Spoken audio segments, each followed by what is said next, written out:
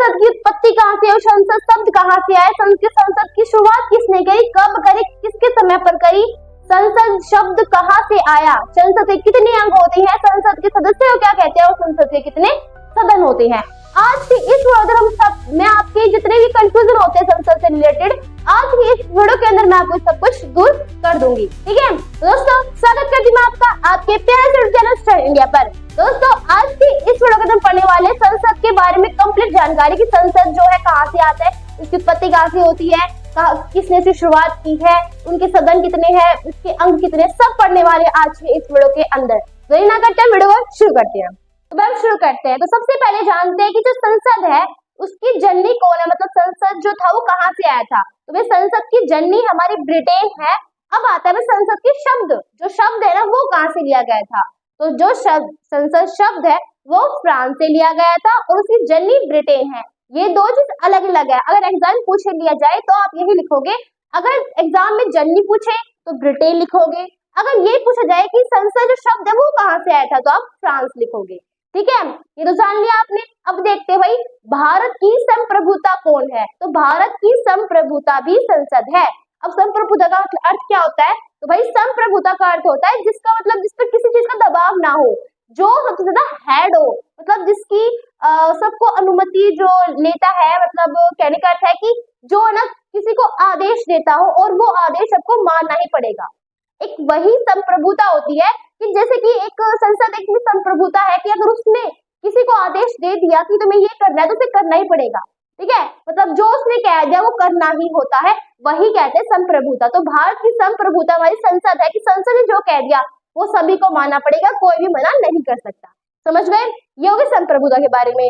तो तीसरी चीज है अंतरराष्ट्रीय संधि लागू करना। तो भाई अंतरराष्ट्रीय संधि लागू भी हमारा संसद ही करता है। कहने का अर्थ है कि सपोज करो एक बार मतलब हमारे जो भारत के प्रधानमंत्री हैं नरेंद्र मोदी जी, वो चले दूसरे देश चले जाते हैं और जाने के बाद उस देश की वहां पे किसी फैक्ट्री में चले जाती हैं और उसके जो मालिक है उनसे कहते हैं कि अपना जैसे कोई भी कार्य करते हैं अपना कार जो उनका वो कहते हैं उनसे कि अपना जो कारखाना है वो हमारे देश में कर्नाटक में बना लेना, कर्नाटक की कोई जमीन है उससे बना लेना।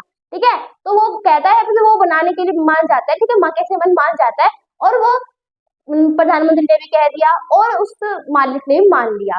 मानने के बाद परंतु जब वो प्रधानमंत्री जाते हैं कर्नाटक के पास कहने के लिए कि अपनी जमीन दे दो हमें, तो कर्नाटक वाले कहते हैं कि हम नहीं देंगे जमीन। तो उस पर जब फिर क्या होता है, नरेंद्र मोदी की तो बेइज्जती हो जाएगी इस पर। तो इस पर क्या करता है संसद ही ये लागू कर देता है कि भाई तुम्हें ये जमीन देनी है, क्योंकि संप्रभुता है, अगर वो जो कह देगा वो मानना ही पड़ता है ना। तो वही बात है, अगर संसद ने कह दिया ना तो मानना ही पड़ेगा।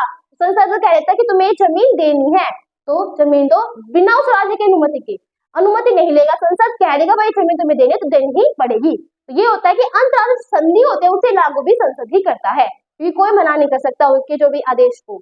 ओके, ये हो गई हमारी चौथी चीज। अब फिर आता है हमारा भारतीय संसद की शुरुआत किसने की, किस समय में हुई थी और कब हुई थी।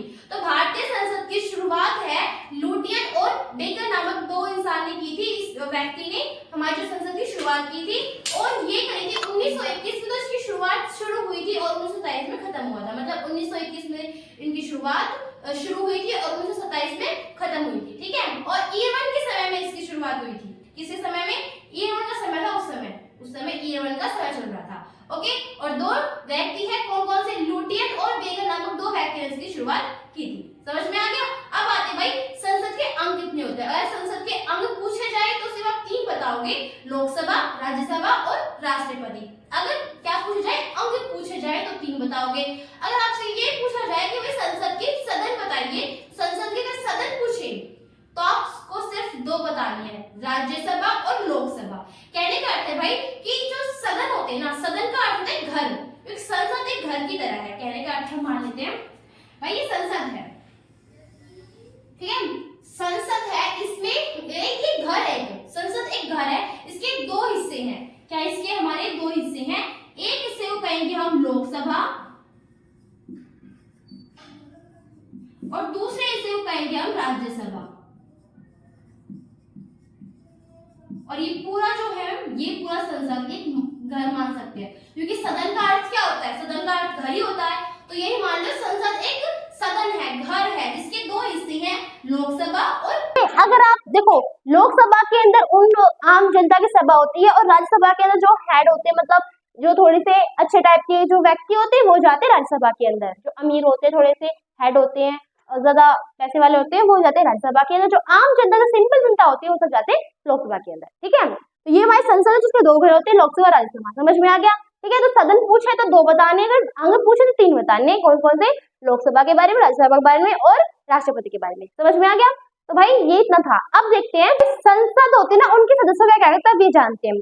तो संसद के सदस्यों को कहते हैं सांसद, हिंदी में सांसद कहते हैं और इंग्लिश में कहते हैं एमपी। एमपी का अर्थ होता है मेंबर ऑफ पार्लियामेंट।